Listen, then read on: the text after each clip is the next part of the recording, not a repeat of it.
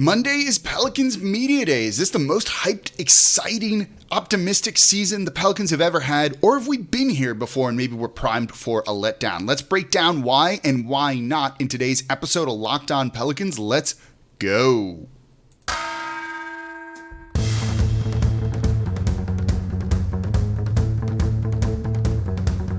You are Locked On Pelicans, your daily New Orleans Pelicans podcast.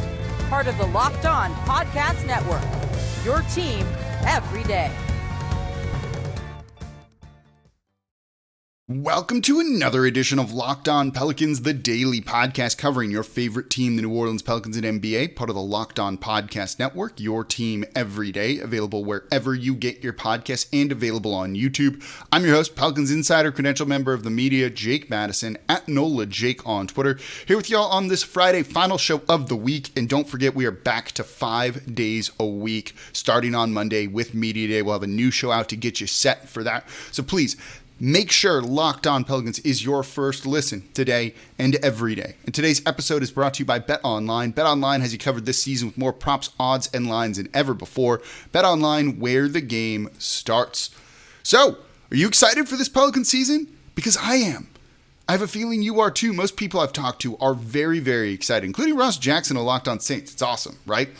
So is this the most excited we've ever been? Is this the most hyped we've ever been? Should we be the most hyped for this upcoming Pelican season? I think there's a good case for that, but the Pelicans also have a pretty bad history of seasons like this. It feels like we've been here multiple times before, right? One of the questions I always get at the beginning of every season is, should I get excited about this team? Should I emotionally invest into this team? Matt Moscona always jokes about this with me on ESPN Radio when I go on with him. Because historically, this team has let you down. They haven't made back-to-back playoffs since the 07-08 and 08-09 season. And they've only done it twice total, including their first 2 years in the league. They've made back-to-back playoffs twice. That's not a great track record, right? And they made the playoffs last season. It feels like odds are against them. And you can go back through a couple of them, right? The most recent year before this past season when they made the playoffs, 17-18 season, they swept the Blazers. But you also had the Boogie injury. And then next season, the team went 33-49. You had the Anthony Davis trade request in there. And that was just kind of always hanging over this team, preventing people from getting excited. It always just kind of felt like with Anthony Davis wanting out, knowing he was going to want out eventually, the rug was going to kind of be pulled out from under us. And it made that next season, in the lead up to that season, despite the sweep of the Blazers, not feel really great. In 14-15, they made the playoffs on the final day of the season, the first time Anthony Davis would get into the postseason. Monty Williams' final year there in New Orleans. Next season, they went 30-52 in Alvin Gentry's first year. And this was just kind of like the normal Pelican season, right? Alonzo Gee played the 5th most minutes on the team. Dante Cunningham played the 3rd most minutes on the team.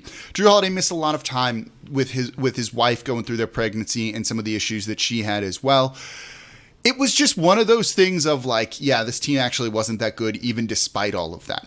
If Dante Cunningham is playing the 3rd most minutes on the roster, there's anything good there. Ryan Anderson was, injured throughout the year. So was Anthony Davis. So was Tyreek Evans. Just an overall mess for this team. But we were talking ourselves into these guys. Dante Cunningham, Solomon Hill at other times too. And it's not what you want to do. When you look at that team, just the talent wasn't there. You might be able to get into the postseason because the Thunder got knocked out and you got kind of lucky that year. But that probably wasn't going to be the most sustainable situation for the Pelicans. So next season in 15-16, they completely floundered. And then you can even go back to 2010, 2011. They made the playoffs. Chris Paul had an incredible triple-double against the Lakers, pushed them to 6 games as they were the 7th seed. The Lakers were the 2. But next year, Chris Paul wanted out. We had a feeling that was going to be coming, and it kind of dampened going into next year. So it really takes going back to that 07-08 season and being like, man, look at how good they were, taking the Spurs, to the distance, the wire in the playoffs.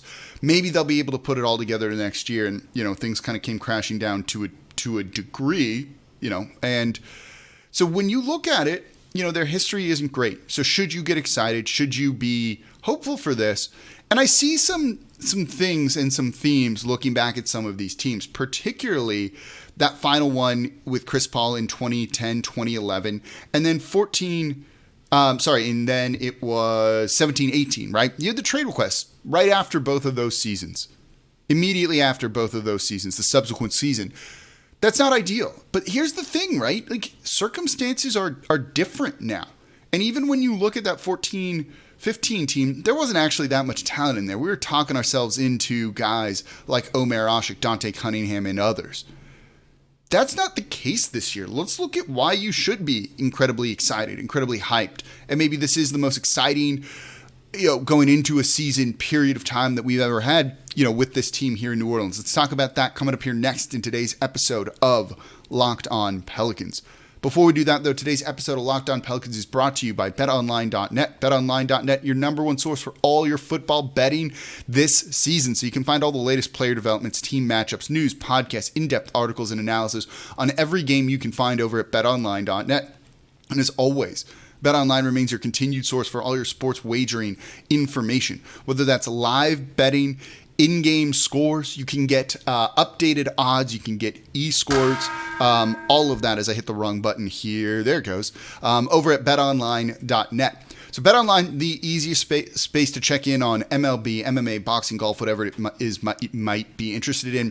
NFL, you can certainly get any college sports, and of course the NBA. So head to betonline.net or use your mobile device to learn more about the trends and the action happening right now over at betonline.net.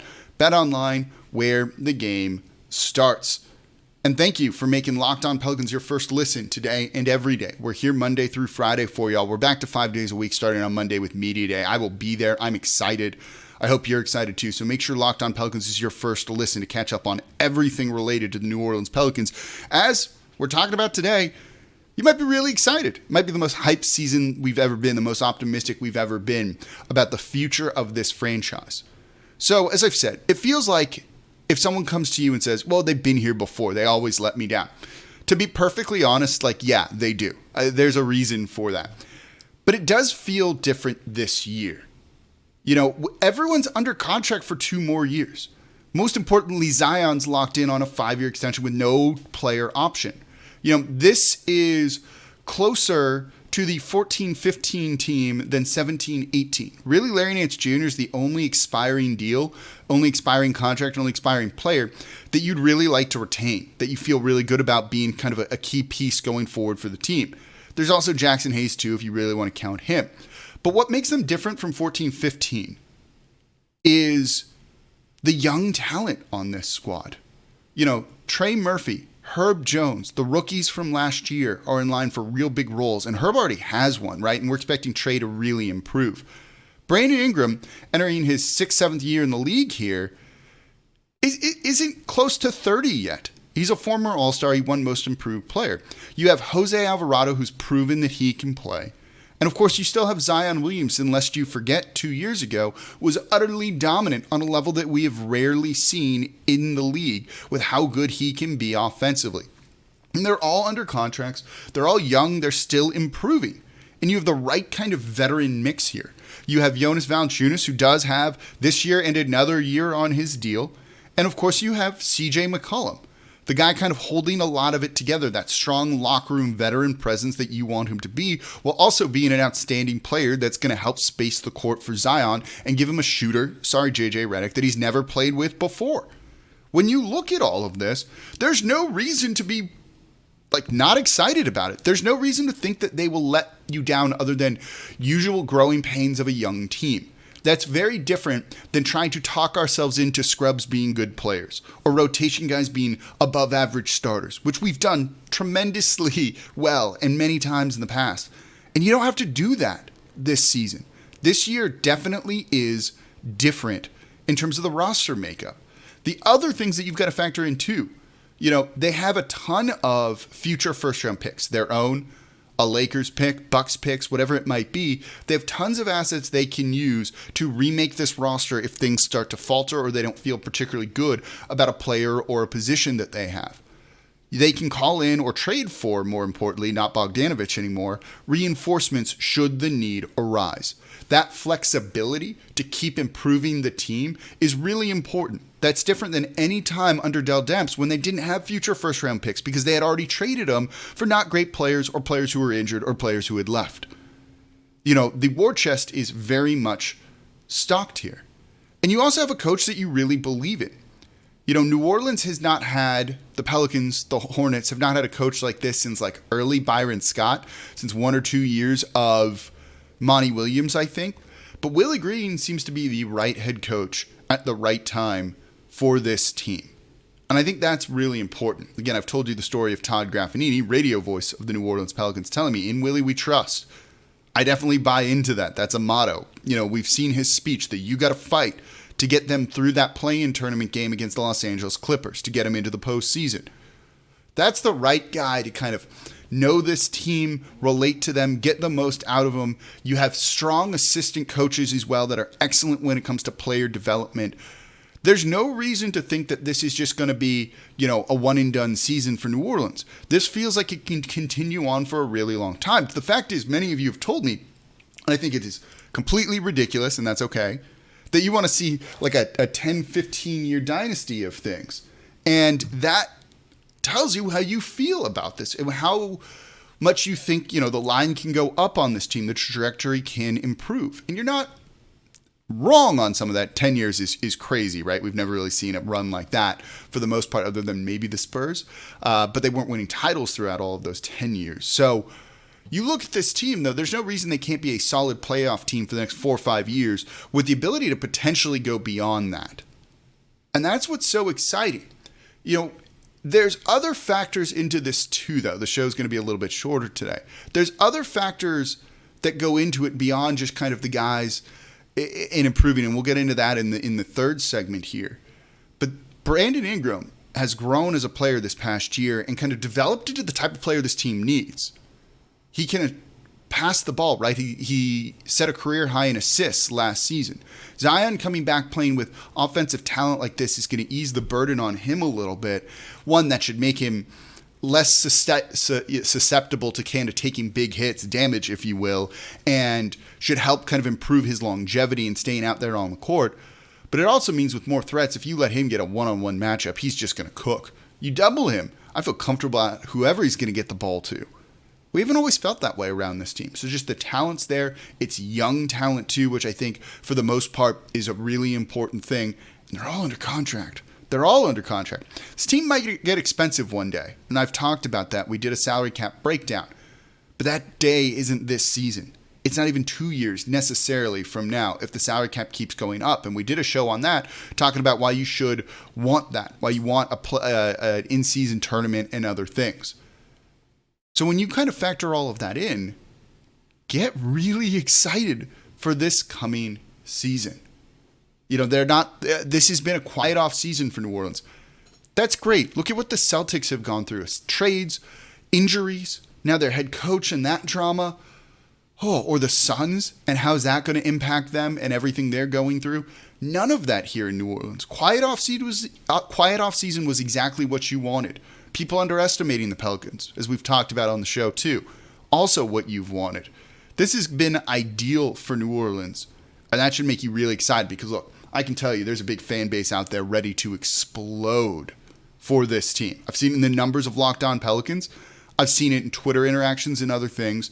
When you look at this team, it's the right timing for them to capture New Orleans. Let's talk about that coming up here next in today's episode of Locked On Pelicans.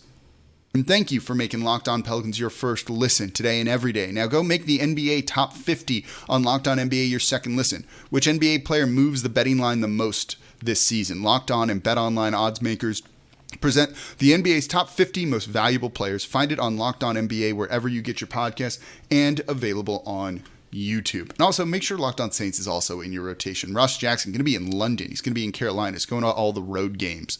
It's awesome coverage here at Locked On. We also both host one day a week the national show. Locked On NBA does an insane thing. It's like over 500,000 listens per month, and he and I each get on our respective national show, Locked On NFL for him, Locked On NBA for me, to host one day a week. New Orleans getting that, I think, is a very, very cool thing. So listen to all the Locked On shows, but make sure Locked On Pelicans, Locked On Saints, your first and second listen. So we're talking about why this is probably the most hyped people have been, the most exciting season for New Orleans Pelicans, the most anticipated. That's probably the word that I haven't said once and should have been saying at other times. Something about this team this year feels like it can really captivate New Orleans in a way that we haven't seen before. And that is not to say that New Orleans is not a basketball city, because that was laid to rest during that playoff run with the Phoenix Suns. If anyone tells you that, they're dumb, they're stupid, they're uninformed. But when you look at this team, it feels like they are going to take over the city. It feels like they're going to take over the city and almost kind of fulfill the destiny, to be dramatic, the promise that they seemed to have when Zion was drafted and ESPN. Marty Smith was here, right? People were changing names of streets to be Zion and other things. When you factor those type of expectations in, it feels like it's going to get fulfilled this year. Maybe the Saints are going to be a little bit down this year. LSU might struggle as well. So the Pelicans, with that, kind of look to fill some of the void, to be a good team that's going to be in competition all year long. I don't know about the Saints or LSU yet. It's early in their seasons. But you get what I'm saying. And this team has the right kind of attitude. They're an easy team to root for. That's what you want. They're young. Everyone loves to buy in emotionally, invest in jerseys, financially, on young teams, because it feels like you grow with them. You watch them rise from little babies to being grown men winning NBA titles, and you've been along with them on that journey, and that's a really wonderful thing. You have an old aging team that maybe will be okay or not. People don't get as excited about that because you can't watch them grow. They like to see the long-term potential.